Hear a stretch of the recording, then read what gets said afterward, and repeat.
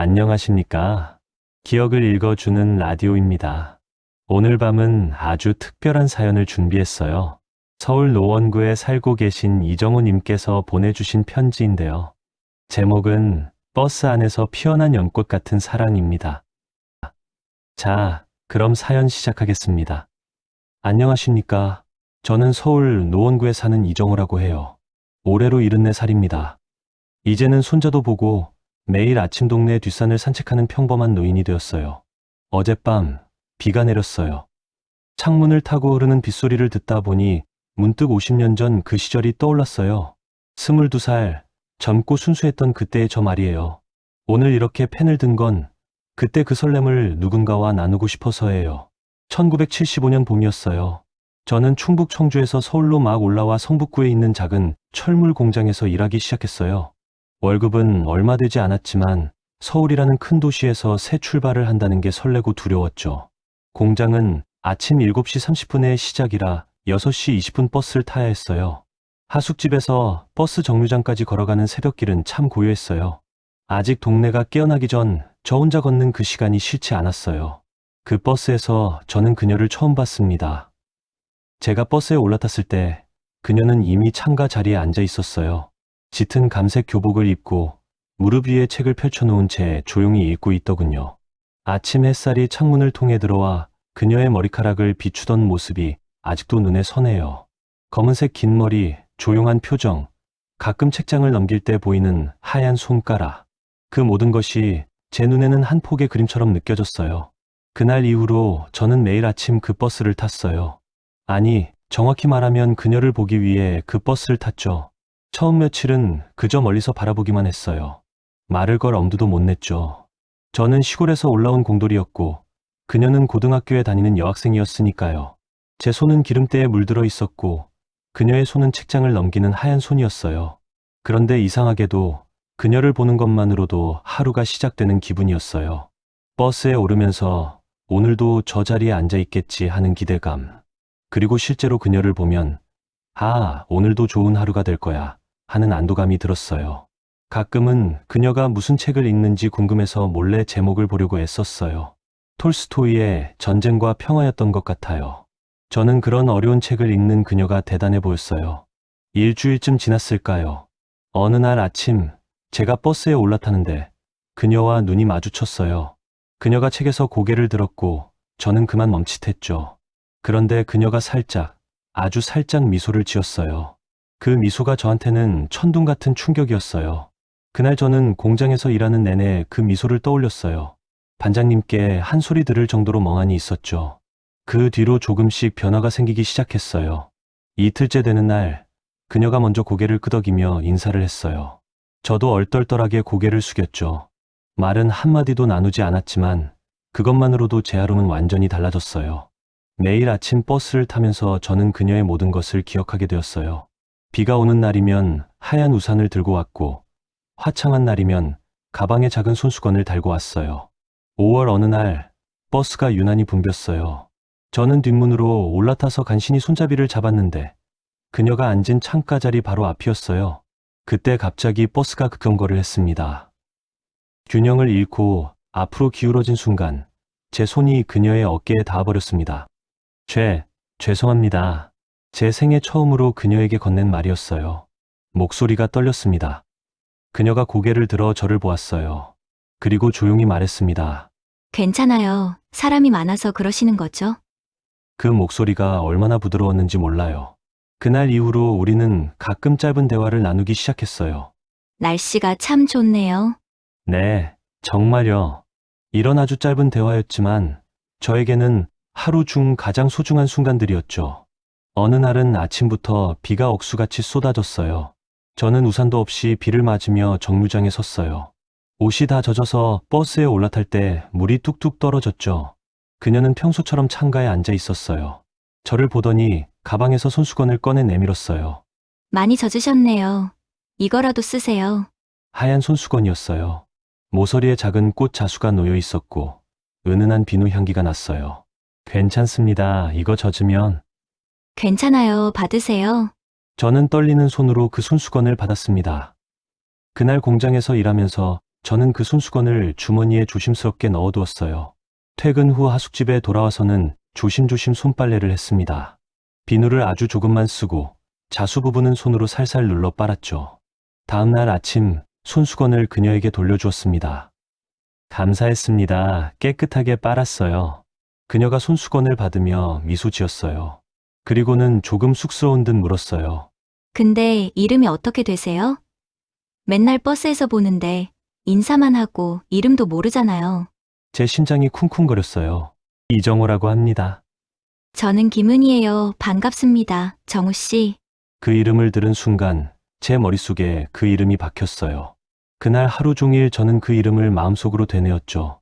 그 뒤로 우리의 아침은 조금 더 특별해졌습니다. 버스에서 만나면 서로 눈인사를 하고 짧은 대화를 나눴어요. 대화는 여전히 짧았지만 그 시간이 저에게는 하루의 전부였습니다. 봄이 지나고 여름이 왔어요. 그해 여름은 유난히 더웠어요. 더운 날이면 은희 씨는 가방에서 연꽃 그림이 그려져 있는 작은 부채를 꺼내 조용히 붙였습니다. 제가 땀을 뻘뻘 흘리고 있는 어느 날 은희 씨가 그 부채를 건네주었어요. 이거 쓰세요. 저는 괜찮아요.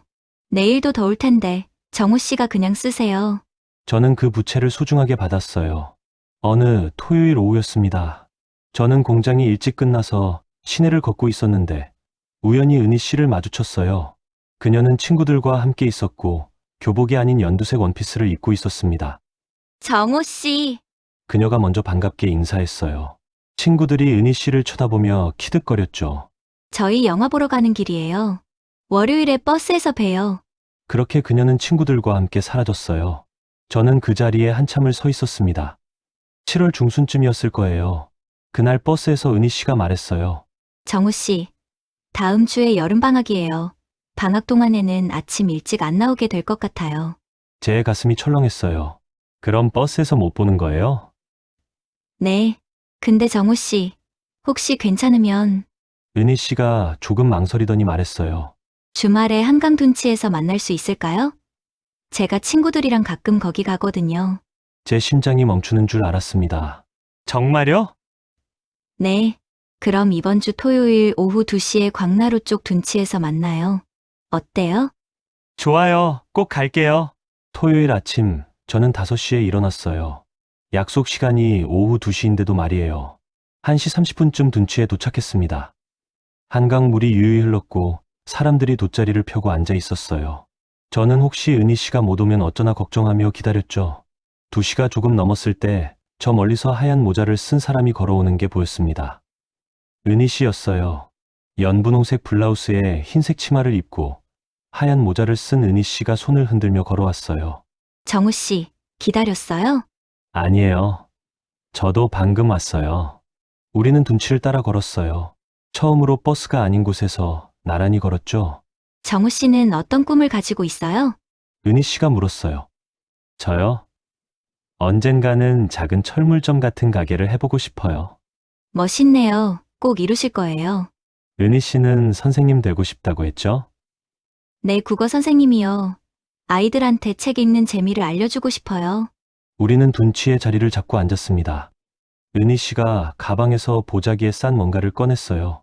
배고프시죠? 이거 집에서 만든 건데 먹어봐요. 주먹밥이었습니다. 김에 싼 주먹밥이 작은 보자기에 예쁘게 쌓여 있었죠. 그 주먹밥이 얼마나 맛있었는지 몰라요. 제 평생 먹어본 것 중 가장 맛있는 주먹밥이었습니다. 우리는 한강을 바라보며 이야기를 나눴어요. 가족에 대해서, 좋아하는 것들에 대해서. 버스에선 늘 짧게만 얘기했는데 이렇게 오래 이야기하니 은희 씨에 대해 더 많이 알게 되었어요. 해가 기울기 시작할 무렵 은희 씨가 일어서며 말했어요. 이제 집에 가야 할 것 같아요. 저녁 먹기 전에 들어오라고 하셨거든요. 벌써요? 아쉬웠습니다. 네. 오늘 정말 즐거웠어요. 정우 씨. 저도요. 정말 좋았어요. 그럼 방학 끝나고 또 봐요. 버스에서요. 네. 꼭 봬요. 우리는 함께 버스 정류장까지 걸었습니다. 은희 씨가 타야 할 버스가 먼저 왔어요. 버스가 출발하고 창가에 앉은 은희 씨가 손을 흔들었어요. 저도 손을 흔들며 버스가 사라질 때까지 바라보았습니다. 그날 저녁 하숙집으로 돌아오는 길은 구름 위를 걷는 기분이었어요. 하지만 그게 마지막이었습니다. 방학이 끝나고 계약을 하면 다시 버스에서 만날 거라고 믿었죠. 8월 말이 되었습니다. 저는 설레는 마음으로 아침 버스를 탔어요. 하지만 은희 씨는 나타나지 않았어요. 일주일이 지나도 2주가 지나도 그녀는 보이지 않았습니다. 저는 견딜 수가 없었어요. 9월 어느 토요일, 저는 용기를 내어 은희 씨가 다니던 학교 앞으로 갔어요. 나오는 학생 한 명에게 물었습니다. 저기 3학년에 김은이라는 학생 아세요? 은희 언니요? 한 달 전쯤에 전학 갔어요. 전학이요? 어디로요? 부산이래요. 아버지가 부산으로 발령 나셔서. 그 순간 제 머릿속이 하얘졌어요. 부산. 서울에서 부산이면 기차로 몇 시간이나 걸리는 곳이에요. 그 먼 곳으로 가버렸다니. 저는 학교 앞 담벼락에 기대 서서 한참을 멍하니 있었어요. 그 뒤로도 한동안 저는 같은 버스를 탔습니다. 은희 씨가 앉던 자리를 보면서 함께 나눴던 짧은 대화들을 곱씹으면서요. 여름이 지나고 가을이 왔습니다. 낙엽이 쌓이는 거리를 걸으면서 저는 자꾸 그 연분홍색 블라우스를 떠올렸어요. 그리고 또 봄이 왔습니다. 시간은 그렇게 흘렀고 저도 점점 받아들이게 되었죠. 은희 씨는 이제 제 일상에 없다는 사실을요. 세월이 흘렀어요. 저는 공장에서 계속 일을 했고 몇 년 후에는 돈을 모아 작은 철물점을 차렸습니다. 28벤 선을 봐서 결혼을 했어요. 아내는 착하고 살림 잘하는 사람이었죠. 아들 하나, 딸 하나, 아이들도 낳았습니다. 생활은 바빴어요. 가게를 운영하고 아이들을 키우고 집을 마련하고 하루하루가 정신없이 지나갔어요. 그렇게 살다 보니 어느새 40, 50, 60이 되었습니다. 그러는 동안 은희 씨 생각은 조금씩 희미해졌어요. 완전히 잊은 건 아니지만 일상에 묻혀서 자주 떠올리지 않게 되었죠. 하지만 가끔, 아주 가끔씩 그때가 떠올랐어요. 비가 오는 날이면 버스 정류장을 지나가면서 옛날 노래가 라디오에서 흘러나오면 그럴 때마다 22살의 제가 그리고 그 봄날의 은희 씨가 아른거렸어요. 지금 저는 74살입니다. 아내와 함께 작은 아파트에서 살고 있고 자식들은 다 장성해서 각자의 삶을 살고 있어요. 손자들이 가끔 놀러와서 집 안을 시끄럽게 하죠. 저는 행복해요. 좋은 아내를 만났고 자식들도 잘 컸고 건강도 그럭저럭 괜찮습니다. 하지만 가끔은 생각해요. 은희 씨는 지금 어디서 뭘 하고 있을까? 어젯밤 비가 내렸어요. 창문을 타고 흐르는 빗물을 보다가 문득 그 시절이 생각났습니다. 50년 전 그 버스 안의 풍경이요. 저는 옷장 깊숙이 보관해둔 상자를 꺼냈습니다. 그리고 그 안에서 연꽃 부채를 꺼내들었죠. 50년이 지난 부채는 많이 낡았어요. 종이가 누렇게 변했고 접히는 부분이 헤어져 있었죠. 하지만 연꽃 그림은 아직도 선명했어요. 저는 그 부채를 가슴에 꼭 안았습니다. 그리고 깨달았어요. 은희 씨는 제 인생의 첫사랑이었고 제 젊은 날의 빛이었습니다. 저는 은희 씨가 지금 어디서 무얼 하고 있는지 모릅니다. 아마 저처럼 늙어서 손자를 보고 있겠죠. 꿈꾸던 국어 선생님이 되었을까요? 행복하게 살고 있을까요? 하지만 하나는 확실해요. 은희 씨가 행복했으면 좋겠습니다. 저는 그때 배웠어요. 사랑이라는 게 꼭 이루어져야만 아름다운 건 아니라는 것을요. 가슴 뛰는 그 자체로 누군가를 떠올리는 것만으로도 하루가 빛날 수 있다는 것을요. 아침마다 버스를 기다리며 느꼈던 설렘, 버스 문이 열리고 그녀를 발견하는 순간의 안도감, 짧은 인사를 나누며 느끼던 그 행복감, 그 모든 순간들이 제 젊은 날을 빛나게 했어요. 비록 함께하지는 못했지만 그 시간들은 제 인생에서 가장 순수하고 아름다운 기억으로 남아있어요. 요즘도 가끔 꿈을 꿉니다. 꿈속에서 저는 다시 22살이에요. 그 새벽 버스를 타고 있죠. 문이 열리고 은희 씨가 타고 창가 자리에 앉아 책을 펴요. 저는 그녀를 바라보고 그녀도 고개를 들어 저를 바라봅니다. 그리고 미소를 지어요. 그 미소를 보는 순간 저는 행복합니다. 꿈에서 깨어나면 현실은 다시 74살의 노인이지만 그래도 기분이 좋아요. 꿈속에서라도 은희 씨를 다시 볼 수 있었으니까요. 비가 오는 날이면 저는 여전히 그 시절을 떠올립니다. 버스 정류장을 지나갈 때면 창가에 앉아 책 읽는 여학생을 보면 자연스럽게 은희 씨가 생각나요. 그리고 생각합니다. 그래, 나도 한때는 저렇게 가슴 설레며 살았었지. 그것만으로도 충분히 행복해요. 이 사연을 듣고 계신 청취자 여러분께 묻고 싶습니다. 여러분에게도 그런 사람이 있나요? 가슴 뛰던 젊은 날, 누군가를 보는 것만으로도 하루가 빛나던 그 시절이요. 이루어지지 않았어도, 함께하지 못했어도, 여전히 마음 한편에 남아있는 그 사람 말이에요. 있다면 그 기억을 소중히 간직하세요. 그건 여러분 인생의 보물입니다. 저는 늙었지만 행복해요. 왜냐하면 제게는 빛나던 젊은 날의 기억이 있으니까요. 은희 씨와 함께했던 그 봄날이 있으니까요. 그것만으로도 제 인생은 충분히 아름다웠어요.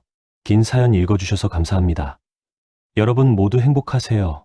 그리고 가끔은 젊은 날을 떠올리며 미소 지어보세요. 서울 노원구 이정호 올립니다. 네, 여기까지입니다. 아름다운 사연 보내주셔서 정말 감사합니다. 청취자 여러분도 오늘 밤 여러분의 젊은 날을 떠올려 보시면 어떨까요? 가슴 설레던 그 시절을요. 함께하지 못한 사람도 우리 인생의 소중한 일부입니다. 그 기억들을 소중히 간직하시길 바라며 기억을 읽어주는 라디오는 여기서 인사드립니다. 안녕히 주무십시오.